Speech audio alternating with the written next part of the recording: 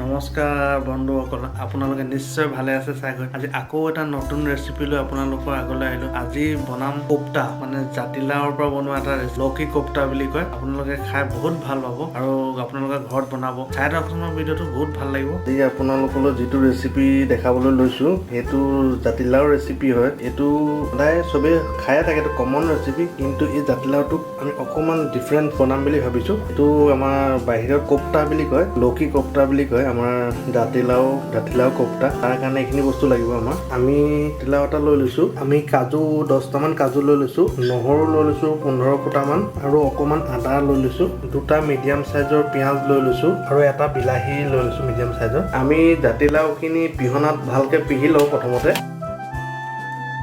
আমাৰ এই জাতিলাওটো দেখিছেনে, আমি পিচি ল'লোঁ, আৰু আমি এইখিনি এতিয়া চেপি ল'ব লাগিব। ইয়াৰ জাতিলাও পানীখিনি উলিয়াই ল'ব লাগিব। এয়া আমি চেপি লৈছোঁ।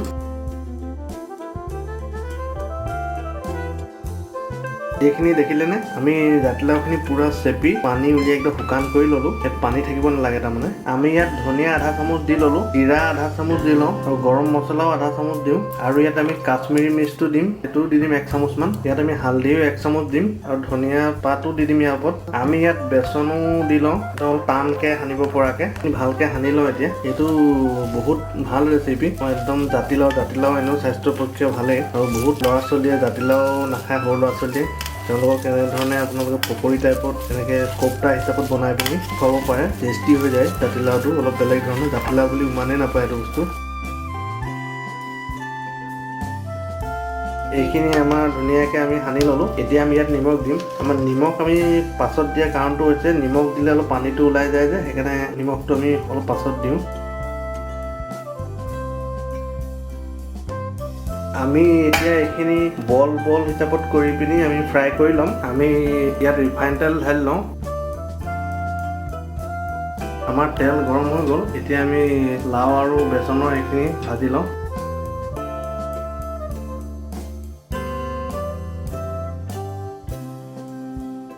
এনেকৈ গোলকৈ ভাজিব।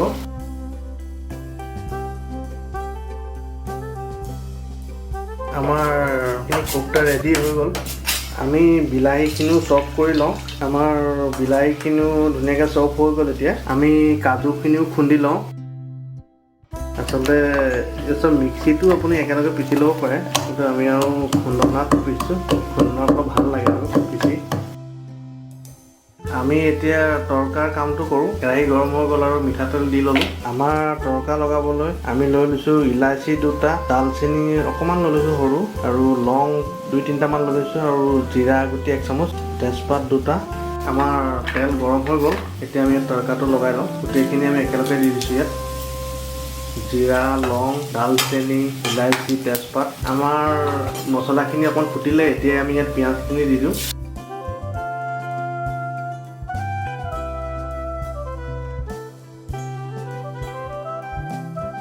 এইখিনি অকণ ভাত খাবলৈ দিওঁ।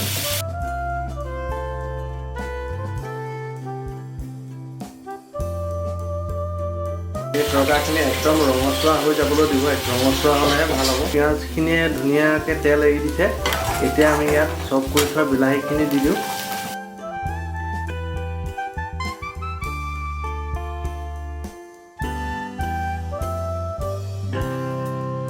আমি ইয়াত হালধি দি লওঁ 1 চামুচ, কাশ্মীৰী মিৰ্চ পাউডাৰ 1 চামুচ, জিৰাও দি লওঁ 1 চামুচ, ধনিয়া দি লওঁ 1 চামুচ, কিং মছলাও দি লওঁ 1 চামুচ, গৰম মছলাও দি দিওঁ 1 চামুচ। অলপ ভালকৈ লৰাই লওঁ।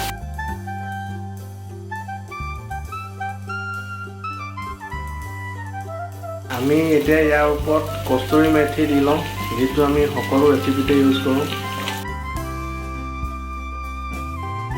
আৰু এতিয়া আমি ইয়াত পিচি থোৱা কাজুখিনিও দি দিম।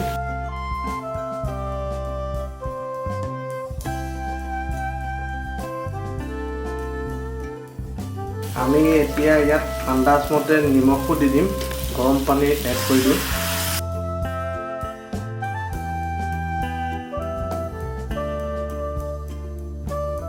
ধুনীয়া হৈছে দেখিছেনে, গ্ৰেভিটো ডাঠ গ্ৰেভি এটা হৈছে। আমাৰ তৰকাৰীটো উতলি থাকোঁতে আমি ইয়াত কোফটাটো দি দিওঁ। তেতিয়া গোটেই ৰসটো সোমাই যাব ধুনীয়াকৈ আৰু এইখিনি আমি এতিয়া উতলিবলৈ দিওঁ আমি এতিয়া ইয়াত গাখীৰৰ মালাইটো এড কৰিম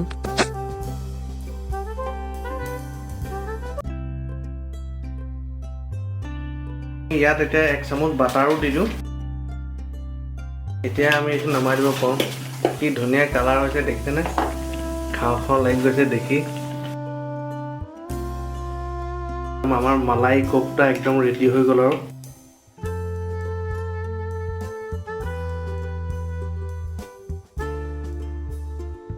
আমি এতিয়া খানাটো খাবলৈ আৰম্ভ কৰোঁ আৰু দৰ্শকসকল এতিয়া মই কোফটাটো খাই চাম মজা আপোনালোকে বনাই চাব আপোনালোকে যদি আজি ৰেচিপিটো চাই ভাল পালে লাইক শ্বেয়াৰ কমেণ্ট ছাবস্ক্ৰাইব সকলো কৰিব ফেচবুক পেজটো গৈ তাত ফ'ল' কৰি দিব আৰু যিসকল দৰ্শকে ইউটিউবত নতুনকৈ চাই আছে ছাবস্ক্ৰাইব কৰি দিব আপোনালোকে ভিডিঅ'বিলাক চাই কিন্তু ছাবস্ক্ৰাইব আৰু ফ'ল' নকৰে প্লিজ আপোনালোকে ছাবস্ক্ৰাইব আৰু ফ'ল' কৰি দিব আৰু এটা নেক্সট ভিডিঅ'ত লগ পাম বাই দৰ্শক